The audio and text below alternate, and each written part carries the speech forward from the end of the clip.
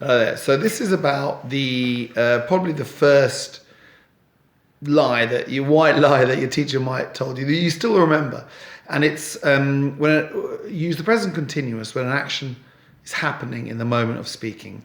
So students continue to think like this. They use this white lie well into their intermediate level, and this is not a good thing.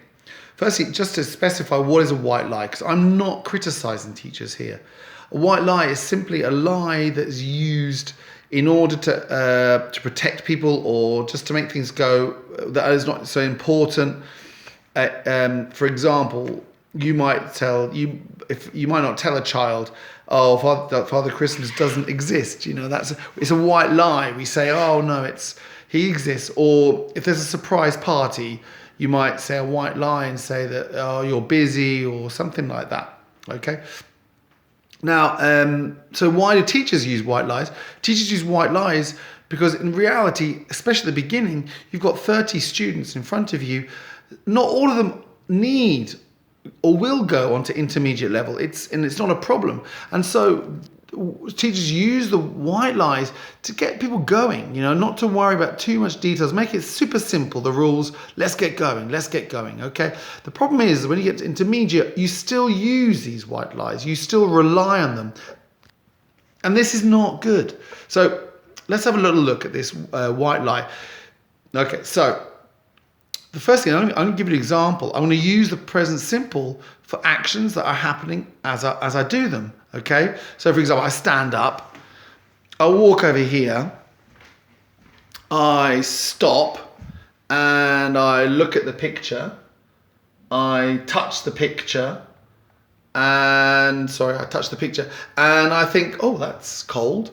Okay, so let's have a little look. Let's go back and think about, let's use that. There's a different way to do that. I'm not saying it's wrong. We can use the present continuous.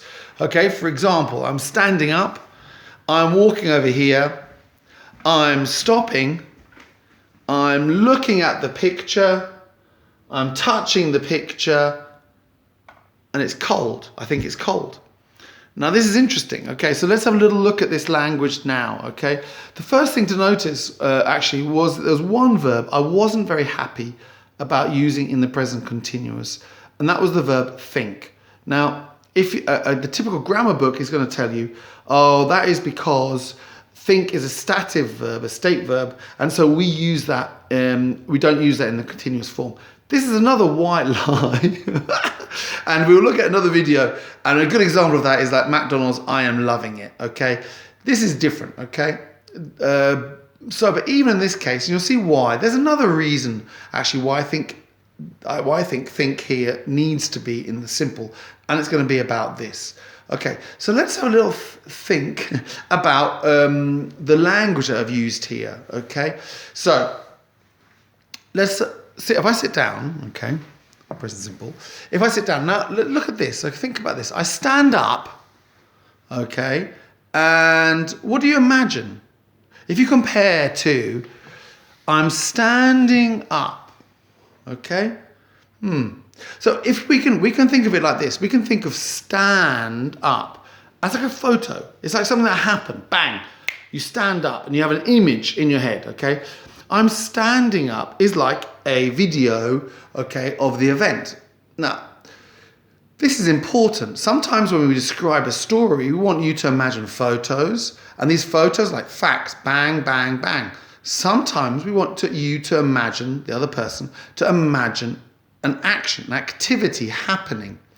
Now, in my particular story, let's think about this. So here I am, and I'm going to stand up in my story, and I'm going somewhere.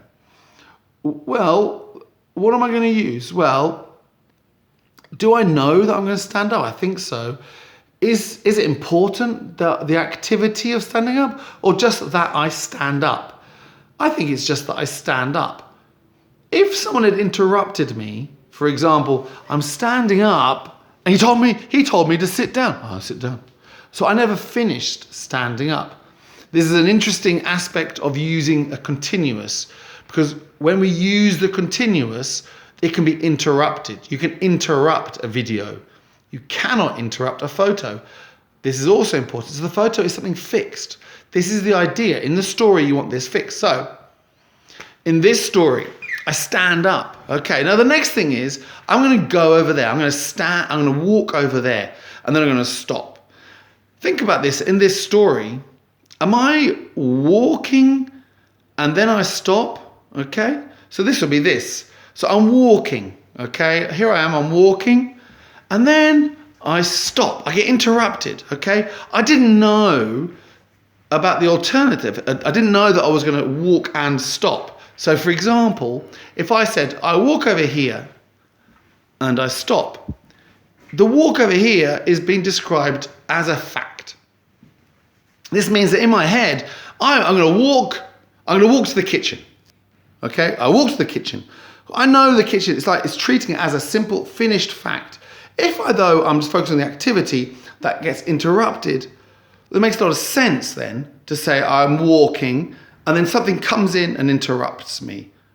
Okay? So in this particular case, I think I'm walking and I'm going to stop out of chance because I noticed something. Okay? There would be another option here. So you've got one option is to say, I'm walking and I stop. Another option is to say, I walk, and then you could say, I walk and then I stop, okay? But you could also emphasize stopping, okay? And this might be for some reason, for example. So I walk over here and I'm stopping. So now maybe I want you to realize that I'm slowing down. I want you to understand this activity. I'm stopping. So I'll walk over here and I'm stopping. Okay, and now, what do I see? Okay, so this is another choice. It depends entirely on what you want the speaker to imagine is happening, okay, around you. Now, in this particular case, I think the idea is I'm sitting down, then I stand up, as a fact, then I'm walking over here because that's the activity, and then I stop. Okay, and I look at the photo. Now, I could be looking at the photo. And again, here, the choice makes a bit of another difference of meaning here. So if I look at the photo, I do it as a fact, a simple relationship between me and the engraving. Me and the engraving is a simple bang. This happens, okay? If I make it longer and I'm looking at the photo, I want you to understand that I'm looking at it. You really get into the activity. Suddenly, what I'm doing is more important than what I did or what I do, okay? As a simple fact. So in this particular case, I think I look at the photo. I don't think I'm really looking at the photo. And then I think what I do is I've got the choice here. I can touch it, okay? Which would be like this. Well, I'm touching it maybe, like it's a bit longer because just the nature of touch. But you can say I touch it, and it's cold. I can leave my hand there. It doesn't need to be a short action. It's not necessarily important. So let's just recap. So what I think though about the fact is, now I think it's cold. Now does touching make it cold or touch makes it cold? Well, I think I know about it immediately. And it's not the fact of me touching it, okay? It's me touch. Then I know it's cold. Notice that if I'd said, it feels lovely. You know what? I'd probably be saying, I'm touching it. Oh, I'm touching it. I want you to imagine the activity and the sensation. So I would stress the activity. So in my little story, very fascinating story, I think something like this would be the most natural.